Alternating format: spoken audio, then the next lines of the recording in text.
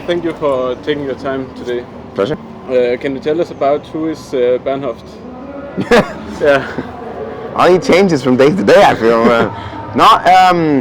Norwegian artist. Been playing a lot all over, like Aarhus very much. Yeah. And really looking forward to playing this festival. Playing with a band. Yeah. The Fashion Bruisers. It's a very cool band. Much cooler than me playing solo, which I've been doing for the most part, playing solo. So Yeah. should be good to, We're actually going to talk about that later. Yeah. So that will be exciting. Yeah. What thoughts did you do when you're doing your EP? It was more like I was feeling like this creative freedom after 3 albums with a red thread flowing through them, and it was good to kind of just write songs that didn't have to fit into like a form or a shape. It was really good, and then it created its own kind of red thread. So I'm a child of the album generation. I can never come free of that whole. You want to create a body of work rather than just songs.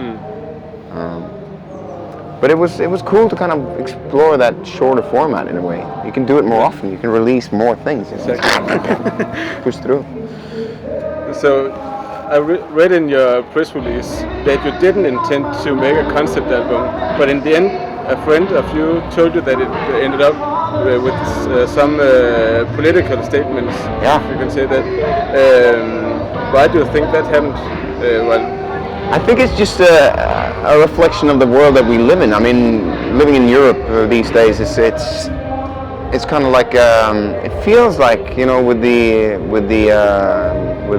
football, the Euro championships. Of course, Denmark and Norway, we have to just stay out and watch like the kids. They can't be allowed to play, but it feels like the whole world is getting back to the 80s in a way, in a strange way, because it's. There is tension between ethnical groups that seem to have been dormant for a number of years, and it's economic difficulties.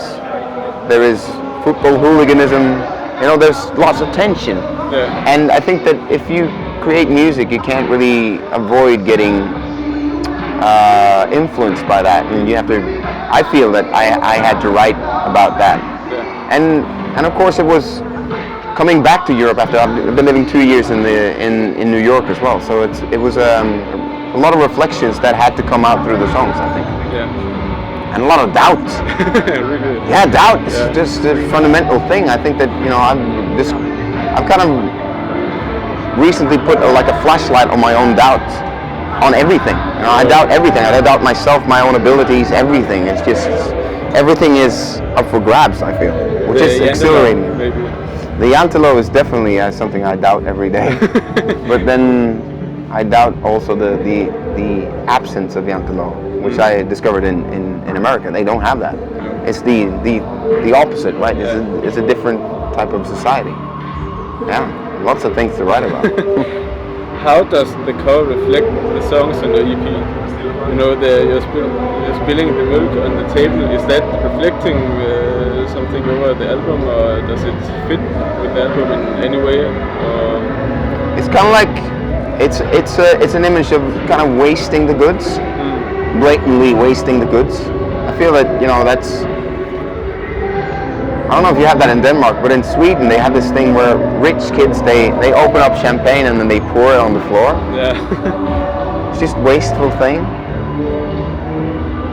I just felt like there's a lot of reflections on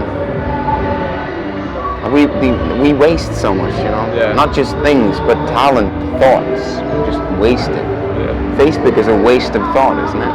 Yeah, and a waste of time sometimes. Yeah. Okay, Social media, the whole situation with music being only streams, and it's almost like impossible to get people to listen to an album anymore. Yeah, exactly. I find it difficult too. Just putting on an album, not doing anything. It's almost like feels like sitting down, enjoying music is a waste of time. Yeah, but it isn't. But it isn't. But it feels that way, and you're being led to feel that way by a number of different, factors. I feel. It is strange. How do you decide if you're going to play one-man show or a full band show like today? System of Whim. I feel like if I feel like playing with a band, I'll try and do that if it doesn't break my back financially. You know, I just been on an American tour and I wasted lots of money. But it was there's a lot of spiritual income. It's great to stand up and dance and be a band leader. Yeah, be more free. Yeah. In a way. Yeah. Could you ever combine the two things, that being one man band with the what is called the pedal and the solo stuff? Yeah. I could probably do that. I've done that to a certain degree in the past, but it's kind of cool to. I kind of like the clean cut things, If, for instance, for me to sing in Norwegian would be, up till now, I found it singing in Norwegian. To me, my dialect is an ugly language. It's not ugly, but it doesn't fit musically. It's not a musical language. I find that English flows much better, even different Norwegian dialects. Yeah. But if I were to do it, I would do that as a concept, not mix the two languages. I feel maybe I'm racist. Yeah, I don't think you are. Oh, okay, thank you. Last question. How does it make you feel when you're performing live? Number of different ways. Yeah. The feeling that you hunt, that you go for, is the feeling that everyone is pulling in the same direction. That it creates like a little pocket of peace and love and understanding, and everything is good. But it can also be, I've experienced concerts where you feel like you're misplaced sometimes, that you're trying to do something that the audience is not a part of, or they want something else or whatever. Yeah. And that's a challenging thing about the band thing, because people have seen me play solo and are expecting that in a way, that when they see a drum kit and a bass line play, they go, what? Yeah, exactly. It's not what I bought tickets for. No, but and then you need to take that expectation and you need to smash it home, right? So people exit the room going, wow. So I think sometimes people get what they feel they expected and they are super happy. Sometimes they get what they expected and they feel let down in a way, and that can happen the other way too. Yeah. And I'm doing that right now in lots of different ways, trying to smash expectations. Because it's the way forward, right? Yeah. You have to experiment. You have to be a bit jazz in your head.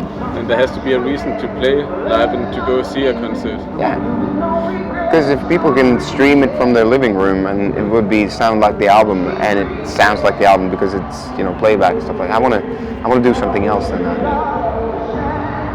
Warts and all, Yeah. Great. We are done.